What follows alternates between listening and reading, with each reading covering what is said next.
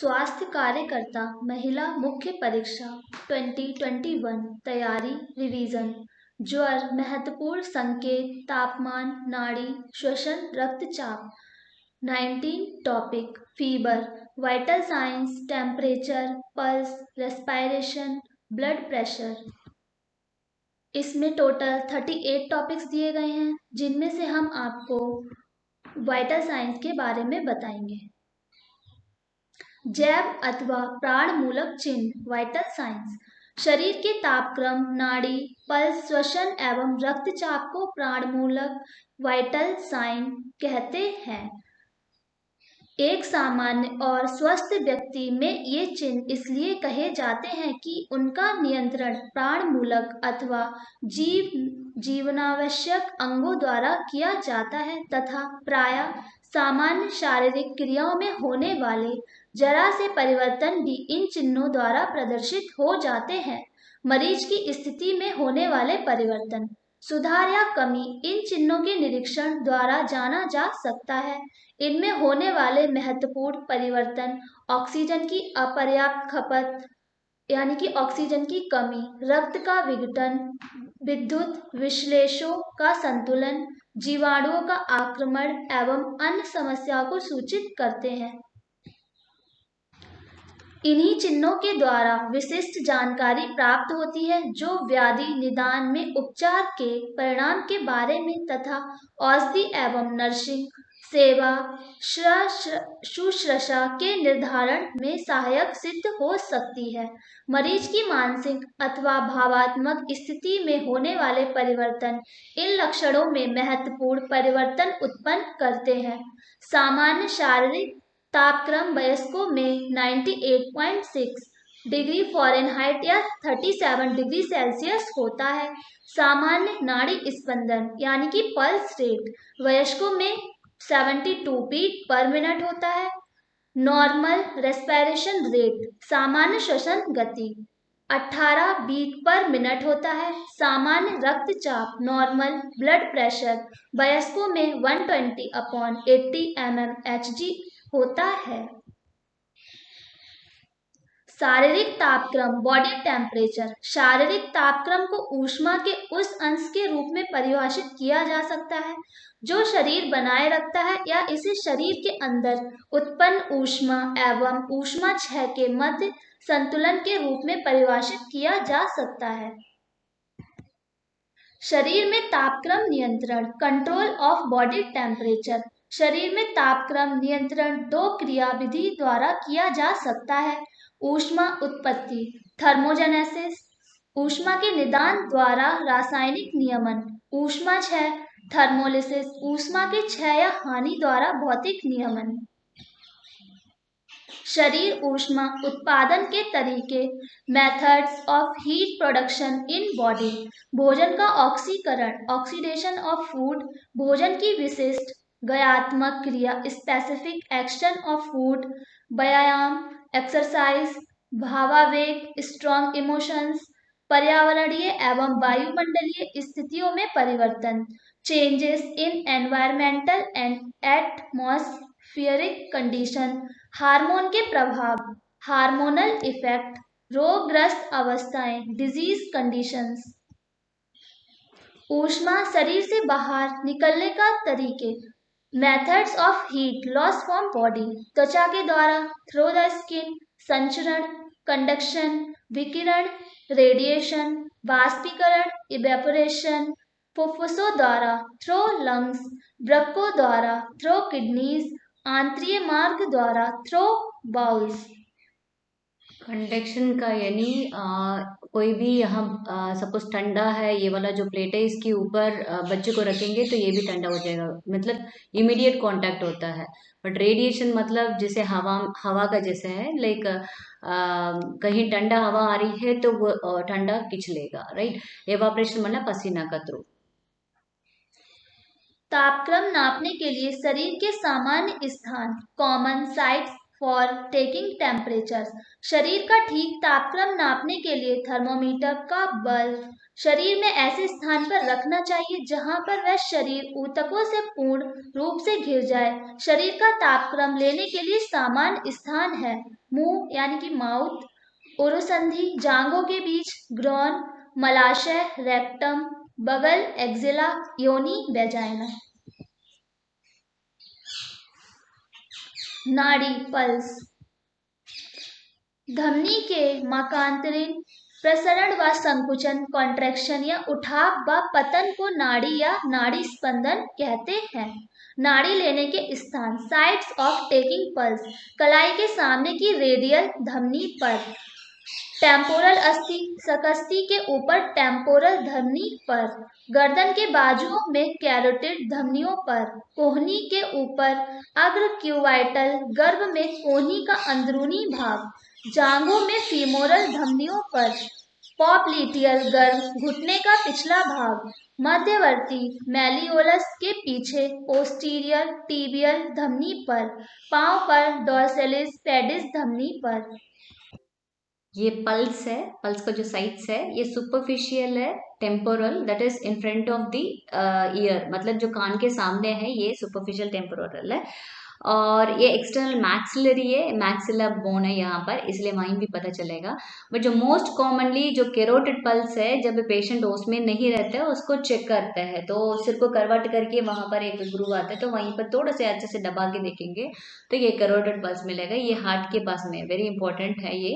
As a nurse हम लोग को पता होना चाहिए पेशेंट अलाइव है नहीं है, मतलब जिंदा है या नहीं है, जीवित है, तो वो देखने के लिए कैरोटिड पल्स इंपॉर्टेंट है। ये ब्रेकियल पल्स हम लोग बीपी चेक करते हैं, रेडियल पल्स है तो ऊपर ही रहता है रेडियल पल्स, देखो यहाँ तंब है राइट, ये अंगूठी है तो उसके सामने रहता है राइट, तो ये आपको हम लोग लेता भी है टीपीआर करते समय में, है ना। तो अल्नार है जो डीप रहता है वो पीछे रहता है, वो भी देखो ये लिटिल फिंगर के सामने रहता है। फेमोरल है, हॉस्पिटल में ब्लड वगैरह लिया जाता है वहां पर। पोप्लिटियल है, नी के पीछे में रहेगा, और ये सीधा आएगा, ये पोस्टीरियर टिबियल है, ये है डॉर्सालिस पेटिस। नाड़ी की विशेषताएं करेक्टरिस्टिक्स ऑफ पल्स। दर मीन्स रेट, ताल या लय मीन्स रिदम, आयतन मीन्स वॉल्यूम, तनाव मीन्स टेंशन। नाड़ी दर को प्रभावित करने वाले तत्व फैक्टर्स इन्फ्लुएंसिंग पल्स रेट, उम्र एज, सेक्स, कठकाठी, फिजिक, व्यायाम एक्सरसाइज, भोजन फूड, आसन या स्थिति पोजीशन, भावावेग इमोशंस, ऊष्मा का प्रयोग हीट एप्लीकेशन, दर्द पेन, शारीरिक तापक्रम में वृद्धि इंक्रीज्ड बॉडी टेम्परेचर, रोगावस्थाएं डिजीज कंडीशन, औषधियां ड्रग्स, शीतल प्रयोग, कोल्ड एप्लीकेशन। श्वसन रेस्पायरेशन, श्वसन सांस लेने की क्रिया को कहते हैं। यह ऑक्सीजन शरीर के अंदर लेने व कार्बन डाइऑक्साइड CO2 शरीर से बाहर निकालने की प्रक्रिया है। श्वसन की विशेषताएं करेक्टरिस्टिक्स ऑफ रेस्पायरेशन। दर रेट श्वसन की गहराई मीन्स डेप्थ ऑफ रेस्पायरेशन, लय रिदम। ये है रेट है पर मिनट कितना आ रही है, मतलब एक मिनट में कितनी रेट होती है उसको देखना है। और डेप्थ ऑफ रेस्पिरेशन क्या है, डीप है ना तो जल्दी जल्दी ले रहे हैं वो है। रिदम का मतलब ये है रेगुलर, मतलब 20 पर मिनट हो रहा है, नहीं तो आगे पीछे जा रहा है, कभी इस मिनट में 20 और आने वाले मिनट में इस पर करके हो रहा है, तो रेगुलर और इरेगुलर होता है। अबनॉर्मल रेस्पिरेशन, अबनॉर्मल रेस्पिरेशन में क्या क्या है, टैकिपनिया, टैकिपनिया का मतलब है ब्रीदिंग है राइट, टैकी का मतलब मीनिंग क्या है फास्ट है, ब्रैडी का मीनिंग क्या है इट इज स्लो, अबनॉर्मली स्लो। तो नॉर्मल कितना होता है 12 से 24 तक ब्रेथ, ब्रेथ पर मिनट कहता है राइट। सो एपनिया का मतलब it's like absence, A for absence कहता है ना। टेम्परेरी सेसेशन लिखा है यहाँ पर, टेम्परेरी नहीं है, परमानेंट हो जाएगा तो पेशेंट मर गया, इसलिए एपनिया वगैरह। बट एपनिया यूजुअली कभी कब इसको लिखता है, जब सोते समय में कुछ कुछ लोग रुक लेते हैं सांस को, स्पेशली न्यूबॉर्न में ये होता है, सो इसलिए एपनिया कहता है उसको।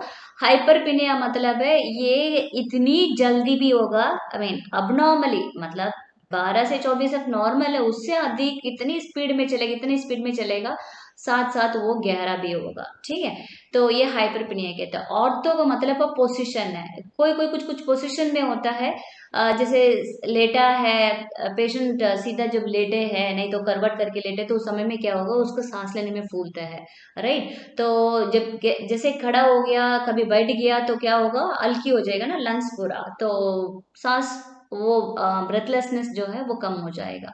वीजिंग, विसल के जैसे साउंड आएगा। रैटलिंग का मतलब जो बच्चों को खिलौना टक टक टक करके साउंड आता है ना, तो उस प्रकार की साउंड, मतलब उस प्रकार की आएगा, स्पेशली आस्थमा वाले पेशेंट्स में आने के चांसेस है। डिस्क का मतलब पेनफुल है, मतलब डिफिकल्ट ब्रीदिंग है, और लेबर्ड ब्रीदिंग भी कहता है। साइनोसिस का मतलब है ब्लू कलर है, ब्लू कलर नाखून पे दिखाई देगा। डिस्कलरेशन क्यों होता है, क्योंकि ऑक्सीजन की कमी के कारण से वो साइनोसिस होती है। और एस्फिक्सिया का मतलब है ऐसी वाला कंडीशन है जिसमें बच्चे को सांस नहीं ले पा रहा है, हो सकता है उसको जो सांस का नली बंद हो गया हो, राइट, और उसी के कारण से क्या करता है वो बेहोश भी हो सकता है, मर भी सकता है। श्वसन क्रिया का निरीक्षण, ऑब्जर्वेशन वाइल टेकिंग रेस्पायरेशन। श्वसन की दर, श्वसन की लय, श्वसन की सुगमता, वक्ष, नासिका एवं उदर पेशियों की गति, मरीज की स्थिति।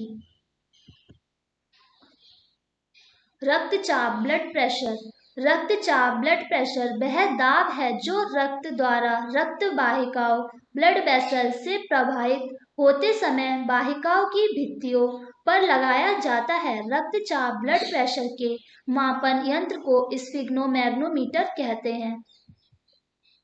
रक्तचाप में परिवर्तन के कारक, factor affecting variations in blood pressure, age, लिंग, सेक्स, शारीरिक बनावट, बॉडी बिल्ड, प्रजाति या नस्ल, रेस, जलवायु क्लाइमेट, दिन का समय टाइम ऑफ द डे, व्यायाम एक्सरसाइज, भावावेग इमोशंस, स्थिति या शारीरिक स्थिति, पोस्चर, रोगावस्थाएं, डिजीज कंडीशन, औषधियां, ड्रग्स, रक्तस्राव, हेमरेज, बढ़ा हुआ अंतरोधी दबाव, इंक्रीज्ड इंटरक्रेनियल प्रेशर।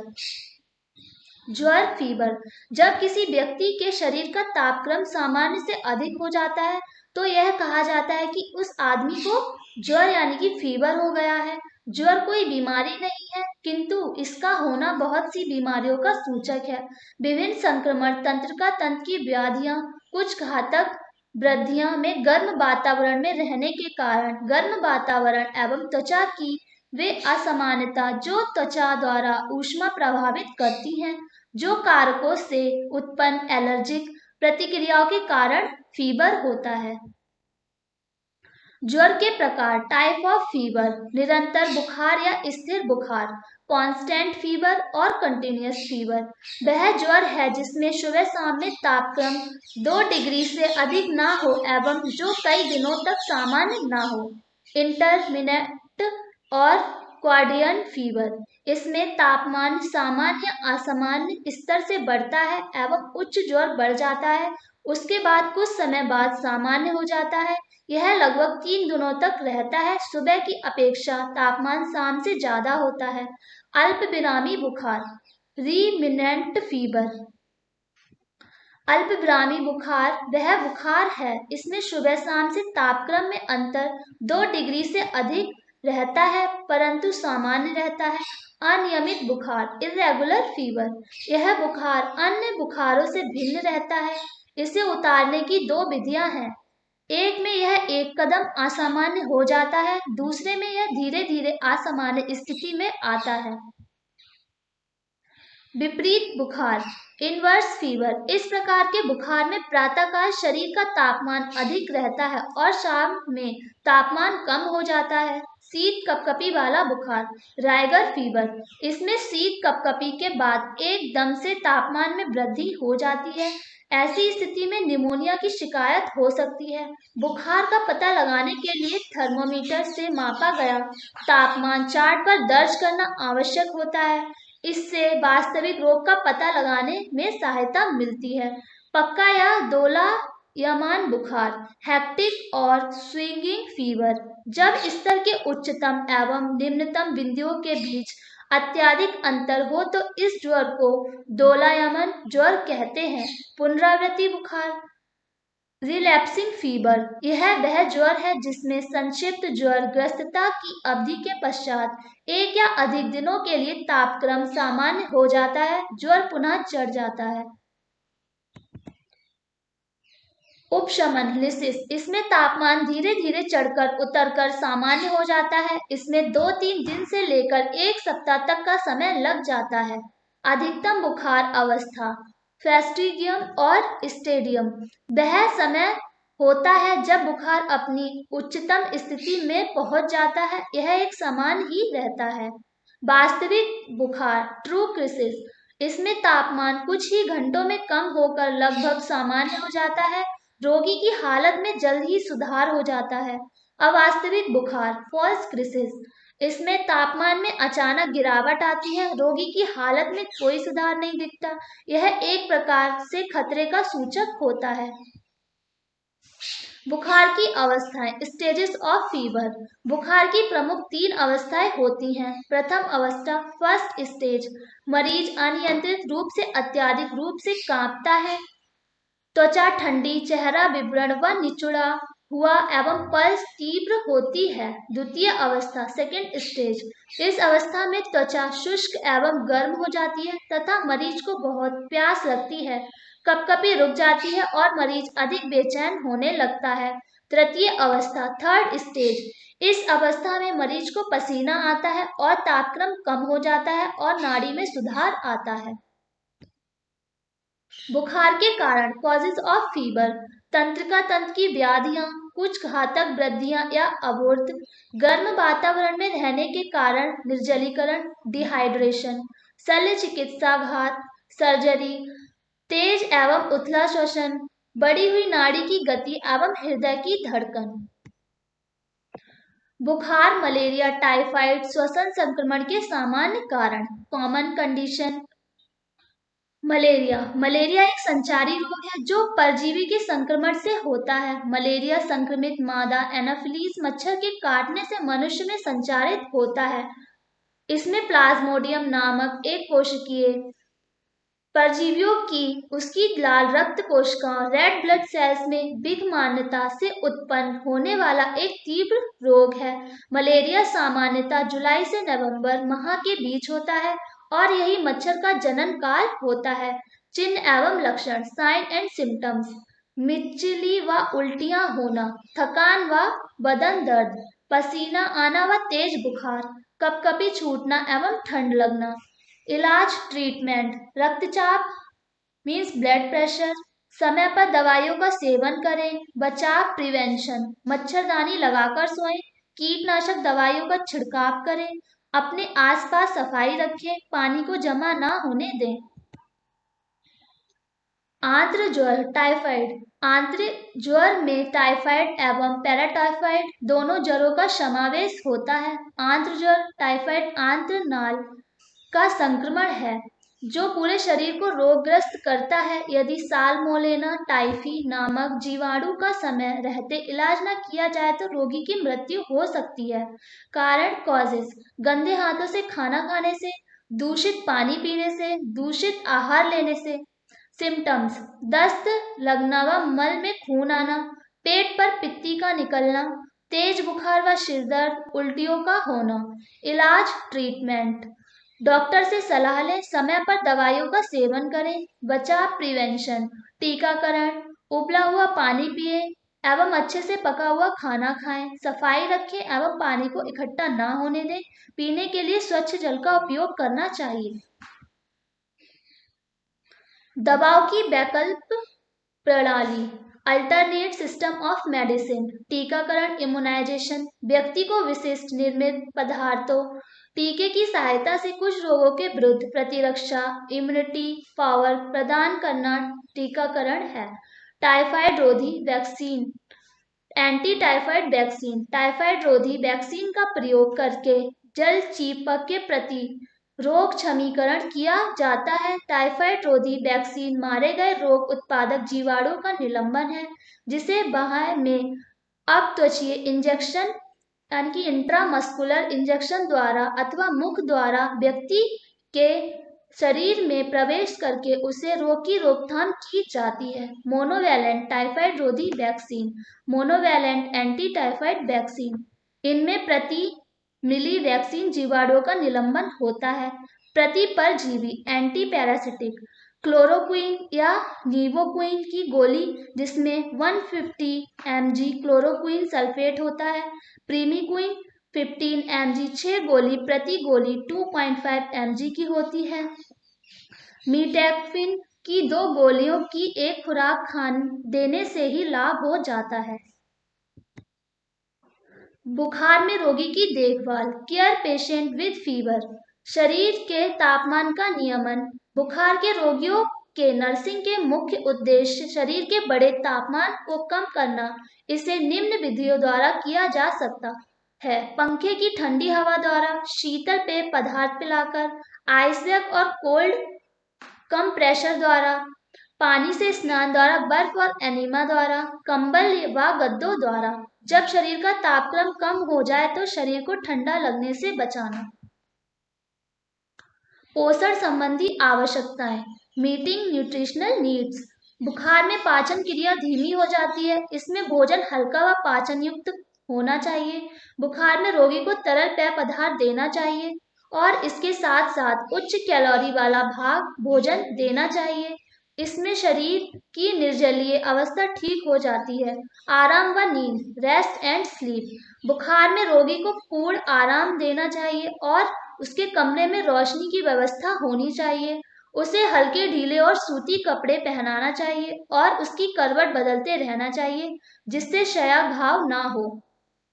व्यक्तिगत सफाई, पर्सनल हाइजीन। बुखार में रोगी के मुंह की देखभाल करना चाहिए, नहीं तो कई जटिलताएं हो सकती हैं जैसे फटे ओंठ, पैरालिसिस, मम्स ना हो सकें। इससे बचाने के लिए होठों पर चिकनाई लगा देना चाहिए। सुरक्षा के उपाय, सेफ्टी फैक्टर्स। तेज बुखार में रोगी को अकेला नहीं छोड़ना चाहिए। रोगी का निरीक्षण, ऑब्जर्वेशन ऑफ पेशेंट। बुखार में रोगी का जैविक चिन्ह, वाइटल साइन जल्दी जल्दी देते रहना चाहिए। इसमें असामान्य परिवर्तन होने पर डॉक्टर को सूचित करना चाहिए। बुखार में रोगी का प्रबंधन, NSG management of patient with fever. ज्वरग्रस्त मरीजों की सेवा शुश्रूषा का मुख्य ध्येय बढ़े हुए शारीरिक तापक्रम को कम करना रहता है। मरीज के शरीर का तापक्रम साधारण रूप से बढ़ा हुआ होने पर तापक्रम कम करने की विधियां प्रारंभ करना। विद्युत चालित पंखे की ठंडी हवा द्वारा आइस पैक्स एवं कोल्ड कंप्रेस का प्रयोग करके। ज्यादा मसाले वाले व तले हुए पदार्थ रोगी को नहीं देना चाहिए। पानी उबला हुआ हल्का व सुपाच्य देना चाहिए। रोगी का जैवीय चिन्ह, वाइटल साइन, तापमान, नब्ज, पल्स चेक करना चाहिए। श्वसन क्रिया, रेस्पिरेशन रेट नियमित रूप से चेक करना चाहिए। रोग के संक्रमण के प्रसार की रोकथाम करनी चाहिए। रोगी के खाने के बर्तन, ग्लास, तौलिया, साबुन अलग रखना चाहिए। Please see the description for more information.